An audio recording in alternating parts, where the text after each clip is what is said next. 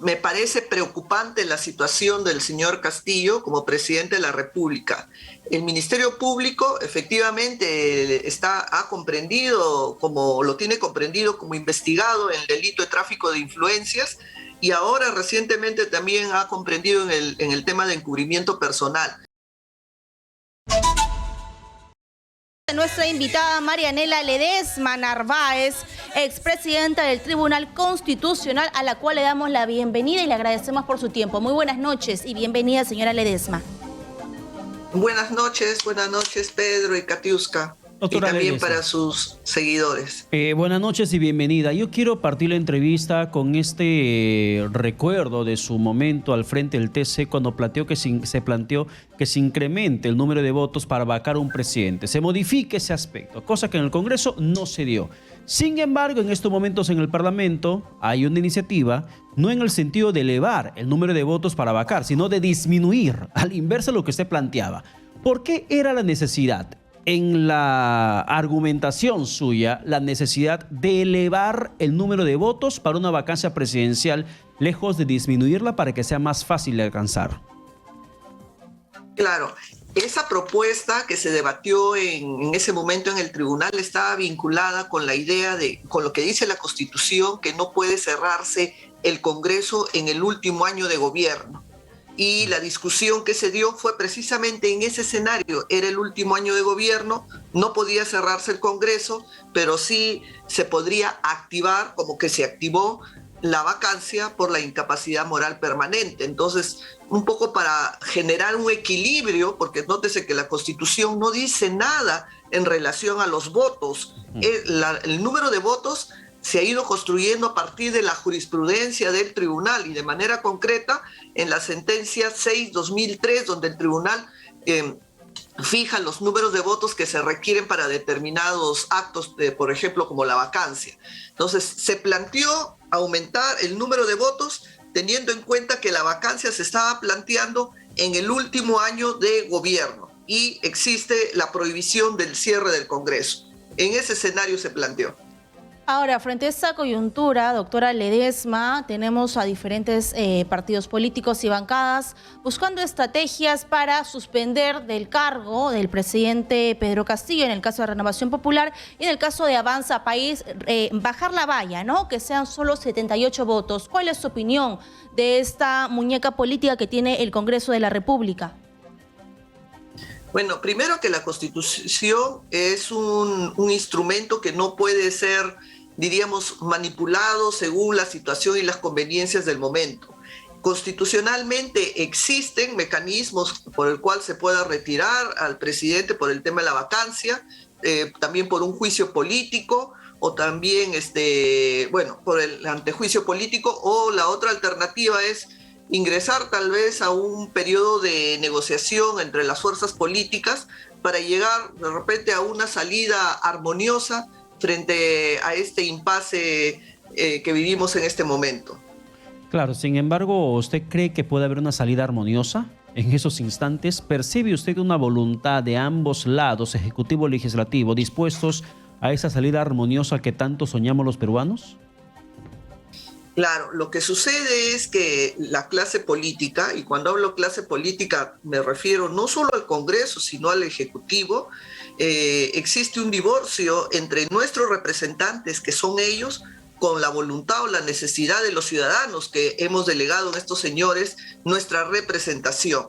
Entonces tenemos la esperanza que por lo menos utilicen los instrumentos constitucionales, por lo menos existen la posibilidad del juicio político, en todo caso si no se quiere ir a la vacancia por este tema indeterminado de lo que es la incapacidad moral permanente, pero más allá de los instrumentos o caminos que existan, lo que se requiere es realmente tener una voluntad política de llegar a ese consenso que requiere la voluntad de los ciudadanos, y esperemos apelar a esa voluntad para no llegar a situaciones mayores. La presidenta del Poder Judicial, Elvia Barrios, viene solicitándole al presidente de la República el acuerdo nacional Pero yo digo, ¿la cosa podría cambiar o es que debemos estar a la expectativa de una nueva mesa directiva del Congreso, quizás más plural, y quizás de un cambio también por parte del presidente Pedro Castillo? No sé si renovar ministros o renovar al Premier. ¿Cuál es su postura frente a esto? Bueno, lo ideal sería que los funcionarios que designe el presidente de la República sean funcionarios que realmente sean idóneos para desarrollar la función, ¿no? En estos últimos meses, lamentablemente, hemos visto designaciones no idóneas, ¿no? Gente que inclusive tenía un pasado no muy, diríamos, versado para poder desempeñarse en los cargos, ¿no? Entonces, esa es una debilidad que tendríamos que exigir al presidente Castillo, ¿no? Que sea diligente en cumplir las designaciones. Y por parte del Congreso, bueno, también analizar el sentir de la población, ¿no? Y existir pues una concordancia de ambos. Pero, doctora Ledesma, yo quiero regresar a la salida armoniosa que menciona usted. Y me viene a la memoria un hecho reciente. El expresidente Francisco Sagasti anunciando la presentación de un proyecto para que se pueda adelantar elecciones para abril próximo y que 28 de julio de 2023 tengamos nuevo presidente y nuevo Congreso. ¿Esta podría ser una salida tomando la iniciativa de Sagasti? Podría ser una salida, y eso es una salida consensuada entre la clase política, ¿no? Todo lo que nos debe llevar a la no violencia y de repente de una manera armoniosa llegar a una solución, sería siempre viable darle vuelta sobre esas propuestas. A ver, siguiendo con la coyuntura política, doctora Ledesma, el Ministerio Público ha decidido abrir una nueva investigación contra el presidente de la República, Pedro Castillo, esta vez por encubrimiento personal. ¿Qué dice esto de la realidad nacional cuando estamos a solo unos días del mensaje de Fiestas Patrias y de que el presidente cumple un año? Una nueva investigación ya la tenemos por el ascenso en las Fuerzas Armadas, ya la tenemos por el caso Zarratea, tenemos familiares prófugos. Entonces la gente dice, ¿con qué rostro quizás el presidente puede hablarnos de lucha contra la corrupción o de golpear fuerte a los criminales cuando tenemos quizás polvo en casa? Me parece preocupante la situación del señor Castillo como presidente de la República. El Ministerio Público efectivamente ha comprendido, como lo tiene comprendido como investigado en el delito de tráfico de influencias, y ahora recientemente también ha comprendido en el tema de encubrimiento personal. Pero aquí también hay que tener en cuenta que en este último caso, que la fiscal Barreto, en ejercicio de sus atribuciones, pidió a la policía que se designe un equipo especial. Y hay que tener en cuenta lo que dice la propia Constitución, ¿no? La propia Constitución señala que la policía, ¿no?, está obligada a cumplir los mandatos del Ministerio Público, y quien ha solicitado que se conforme ese equipo especial de apoyo para la lucha contra la corrupción, para la labor del Ministerio Público, ha sido el propio Ministerio Público a través de la fiscal Barreto. Y la Policía Nacional no tiene otra alternativa que acatar ese pedido. Más allá de lo que pide el Ministerio Público, también tenemos que vernos como país. Lo que se pide y lo que es un problema que vemos en nuestra vida social es el tema de la corrupción. Y es un tema que requiere pues una posición directa, firme, clara. Acá no debe haber medias tintas, o se está o no se está contra la corrupción. Y si uno está contra la corrupción, debe dar todo el apoyo, debe brindar todas las posibilidades. Ahora, lo que habrá que construir, y ya será su trabajo del Ministerio Público, es el hilo conductor, primero del presidente investigado por temas de tráfico de influencias, luego el pedido de la Fiscalía para que se conforme este equipo especial, y que cosa que el ministro de ese momento acató. Y una tercera situación es, a raíz de esas designaciones, es retirado el ministro. Entonces hay que construir el hilo conductor para decir, bueno, si el ministerio o la policía quiere cumplir con su labor, o el ministro quiere cumplir diligentemente con lo que pide el Ministerio Público, pues el premio o la ratificación debería ser por mantener en el cargo por el trabajo que está realizando, ¿no? Pero sin embargo hemos visto todo lo contrario. Eso Pero, quedará a la investigación del Ministerio Público para construir ese hilo conductor entre estos datos que estamos mostrando.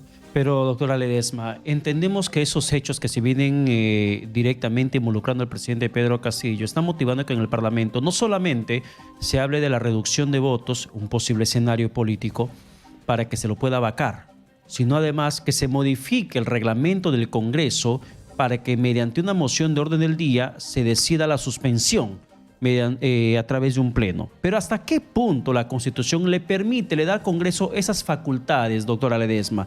A usted que ha sido presidente del Tribunal Constitucional, constitucionalmente hablando, ¿el Congreso de la República tiene alguna limitante? ¿Hay algún límite que le marca la Constitución de modificar su reglamento para que pueda, por ejemplo, debatir a través de una moción de orden del día, como se pretende ahora, la suspensión del presidente de la República? Bueno, definitivamente si uno lee la Constitución, textualmente no señala el número de votos que se requiere, por decir, para la vacancia o por decir para el juicio político.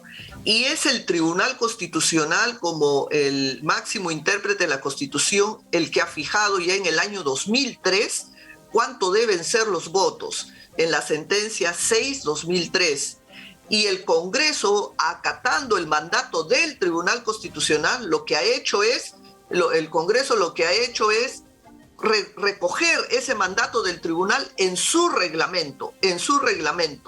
Por lo tanto, si tendríamos que ir a hablar de una modificación de los votos, tendría que ser a la luz de un cambio de la jurisprudencia del Tribunal Constitucional, que a la fecha no existe. Y segundo, que la Constitución no es una materia dúctil que en cualquier momento se puede ir modificando la votación y las cláusulas que aparecen en la Constitución para ir ajustando la coyuntura política. No es así. Por lo tanto, la respuesta le diría, la jurisprudencia del tribunal, que es el que ha fijado el número de votos, ¿no?, es la que tendría que cambiar, y a la fecha no hay un cambio de esta jurisprudencia. Y el propio Congreso lo ha recogido y ha ajustado su reglamento en atención a ese criterio de la jurisprudencia del Tribunal Constitucional. A ver, por favor, doctora Ledesma, ahora que estamos hablando con usted, que es una experta en la lectura de lo que dice la Carta Magna, hay dos temas de los cuales van a ser importantes para la nueva mesa directiva. Está el tema de la bicameralidad, que se va a someter a referéndum, y también este pequeño debate si también podría incluirse ahí el tema de una asamblea constituyente. ¿Cuál es su opinión sobre esos dos temas que son bastante populares en sectores de la población? Bueno, en el tema de la bicameralidad hay que recordar lo siguiente. Nosotros nos movemos en un Estado republicano y democrático. Y la democracia se ejerce de dos maneras. Una, de manera directa, cuando el pueblo manifiesta su voluntad a través de los referéndums, Y la otra forma es delegando o nombrando congresistas que son los representantes de esta voluntad popular. Para modificar la Constitución se puede utilizar estos dos mecanismos, los representantes en un momento y luego el referéndum en un segundo momento. Digo esto para ubicarnos en el contexto. Hace algunos años se planteó esa discusión sobre la bicameralidad y en relación a ello la voluntad popular se expresó en un referéndum con una votación mayoritaria diciendo no a la bicameralidad. Muy bien. ¿Esa voluntad popular puede ser cambiada, puede ser de repente sometida a un nuevo debate? Por supuesto que sí, pero las líneas que se han trazado acá es modificar la Constitución, ¿no?, a través de la votación que se ha dado, pero sugiero que se requiera la participación popular, la ratificación, el referéndum, de tal manera que sea el ciudadano el que se sienta escuchado y el que tenga la posibilidad de recapacitar y confirmar su votación que se dio en el año 2018, o de repente cambiar de la posición original que se tiene. Pero lo fundamental en una democracia es la deliberación, es la participación ciudadana. Ya el ciudadano ha participado, nos agrade o no, por lo menos yo creo en la bicameralidad, pero la votación popular en mayoría ha dicho que no a la bicameralidad. Muy bien, entonces abramos nuevamente la discusión para que esas modificatorias o reformas constitucionales que se den tengan legitimidad social, que es lo que sustenta una constitución. Eso diría en relación a la bicameralidad. Pero ¿por qué tendría que ser provechosa la bicameralidad en una condición nacional como la nuestra? ¿Cuál es la diferencia que podría marcarse entre tener una sola cámara, como es el Parlamento actual, y tener dos cámaras, la de diputados y senadores? Claro, esta no es una posición pacífica que entra en diferentes discusiones, tener una cámara o tener dos cámaras. Tener dos cámaras señalan, bueno, que es más onerosa y el debate tiene algo de bueno. Se dice porque hay un gran debate, hay una mayor reflexión, se gesta en una cámara una norma y termina en la Cámara de Senadores con mayor reflexión perfeccionando esa norma. Bueno, ese es un tema. Pero tener también una sola cámara permite que las normas puedan salir rápidas, pero no necesariamente puedan ser de calidad y puedan sostenerse en una deliberación suficiente. Y le digo que el modelo actual que tenemos tampoco es muy acertado, que digamos. Le digo por la experiencia que he tenido en el Tribunal Constitucional. Se sacan leyes que son abiertamente inconstitucionales, y se lleva al Tribunal Constitucional para controlarlas. Pero en el Tribunal Constitucional, en un escenario de 7, solamente debería tener 3 magistrados que digan que está todo perfecto para que la ley, a pesar que es abiertamente inconstitucional, se siga manteniendo en el ordenamiento jurídico. Entonces, es más fácil de repente tener la anuencia o convencer a 3 magistrados del Tribunal Constitucional para que digan que es constitucional, algo que no lo es abiertamente. Es más factible que tener una Cámara de senadores que puede llevar pues a mayor, es más complicado convencer en el debate a un mayor número de representantes. Por eso, por un tema más de seguridad jurídica, por un tema de asegurar más la deliberación, por un tema de asegurar más la calidad de las leyes, yo sí creo en la bicameralidad, ¿no? Pero bueno, la voluntad popular señala de que es todo lo contrario y bueno, siempre el debate y la reflexión sobre este tema se va a venir dando, ¿no? Y el tema de la Asamblea Constituyente, doctora Ledesma, se lo digo porque quizás me estoy anteponiendo un poco a lo que pueda decir el presidente Pedro Castillo en su mensaje por 28 de julio. Siento yo que es una carta para tener mayor popularidad porque hay un sector que piensa que cambiando la Carta Magna puede cambiar la realidad del país. ¿Debería incluirse esta pregunta dentro de este referéndum sobre la bicameralidad? Quizás hacer 2 preguntas, 2 hojas para que la gente pueda también sentir que su voz es escuchada. Bueno, en relación a la Asamblea Constituyente, hay toda una discusión si debería modificarse o no la Constitución. Yo sí veo con reparos ir a una modificatoria, o mejor dicho, a una Asamblea Constituyente. Así como creo en la bicameralidad, también considero que la Constitución no debe ir hacia una Asamblea Constituyente, pero sí hacer ajustes en alguna normatividad, en alguna parte de la Constitución. En este escenario donde hay polarización, donde no necesariamente existe la versación para generar o construir un instrumento de estas características, donde se acude o se apela, diría, a la demagogia, ¿no? A asumir de que cambiando la Constitución va a cambiar la vida, va a mejorar toda esta situación, cuando la realidad es que la corrupción, en tanto se siga manteniendo y se siga comportando de esta manera, pues siempre nos va a seguir acompañando con constitución nueva o sin constitución, ¿no? Entonces se requiere otro tipo de reacciones para el mejor manejo del país. Yo no creo en la Asamblea Constituyente que se quiera generar, pero si se quiere hacer un ensayo de debate político, pero que no va a tener ningún efecto vinculante, como ensayo de deliberación pública, podría darse, pero eso no va a tener ningún efecto vinculante. Sin embargo, lo que existe en estos momentos en la Constitución para muchos es una especie de candado para que el presidente Pedro Castillo pueda tener mayor acción protagónico frente a una oposición muchas veces irracional del Parlamento. Y esto, por ejemplo, conlleva el escenario del cierre del Congreso que muchos mencionan que tendría que efectuarse desde Palacio de Gobierno. Y el ministro de Justicia, Félix Chero, aunque luego haya querido maquillar sus palabras, pero él ha mencionado de un escenario, además de la cuestión de confianza, de un escenario de respaldo constitucional para que se disuelva el Parlamento. Lo dijo aquí en Exitosa. ¿Cuáles son esos escenarios reales, doctora Ledesma, para que Palacio de Gobierno o el Ejecutivo disponga la disolución o el cierre del Congreso en el marco de la Constitución? A ver si hacemos un poco de pedagogía constitucional en ese sentido. Bueno, que la Constitución es un instrumento que rige la vida social, política de un país.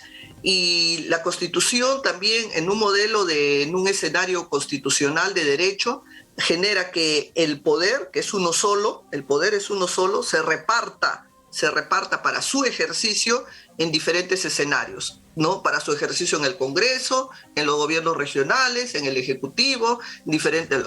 Pero ese ejercicio se tiene que dar en una lógica de equilibrio en el ejercicio del poder. Cuando el constituyente de aquel entonces, del 93, generó este instrumento, tuvo que hacer una labor de filigrana para hacer que ese poder se asiente de tal manera que no exista un desbalance en el ejercicio de ese poder. Por eso es que se permitió que el Ejecutivo utilizara los mecanismos constitucionales de cierre del Congreso frente a temas de confianza, o permite que el Ejecutivo también pueda ejercer el tema de la vacancia frente a determinados supuestos, o el juicio político, ¿no?, ante una infracción constitucional, que también es otro escenario. Lo fundamental acá es que hay que asumir que el poder se tiene que ejercer en este tema de pesos y contrapesos, un equilibrio entre uno y otro. Y no solo estoy hablando desde el Congreso, también podemos ver recientemente en este caso desde el Poder Judicial, que ha hecho un control en el poder no utilizado frente a una atribución correctamente en el caso de la SUNEDU, ¿no?, donde una juez ha controlado la atribución que viene ejerciendo el Poder Legislativo en el tema de SUNEDU. Entonces pongo estos ejemplos para graficar la principal idea. La principal idea es ejercicio de poder repartido y en una lógica de equilibrio, donde cada escenario donde se genera el poder hay la posibilidad de ejercerlo y a la vez un contrapeso de controlar el ejercicio de ese poder. Ahora, una segunda idea es que estos escenarios son políticos, porque el poder está ligado a la actividad política. Y al desarrollo de la civilización precisamente se da por ese control del ejercicio del poder. Y lo político nos lleva también a otras lecturas, a otras manifestaciones, que no necesariamente esas lecturas o esas opiniones que puedan dar los actores políticos puedan tener una base constitucional, ¿no? Entonces yo doy una opinión de repente más para amedrentar, más con un fin meramente dogmático, o de repente más con un fin demagógico, o de repente con otros fines para hablar a la platea, pero no realmente que tiene una base constitucional. Y lo que yo veo en estos últimos meses es más un tema de demagogia, de utilizar o inventar inventarse situaciones que ni siquiera tienen una base constitucional, yo diría hasta para amedrentar o apantallar posiblemente en un escenario o en otro. Entonces, y acá pues eso no es nada saludable, porque los ciudadanos al final, hacia quienes recibimos esos mensajes, llevan más a un tema de confusión, en lugar de repente de hablar o opinar más con un sustento constitucional, ¿no? Entonces, esas opiniones políticas. Bien, muchas gracias, doctora Marianela Ledesma, expresidenta del Tribunal Constitucional.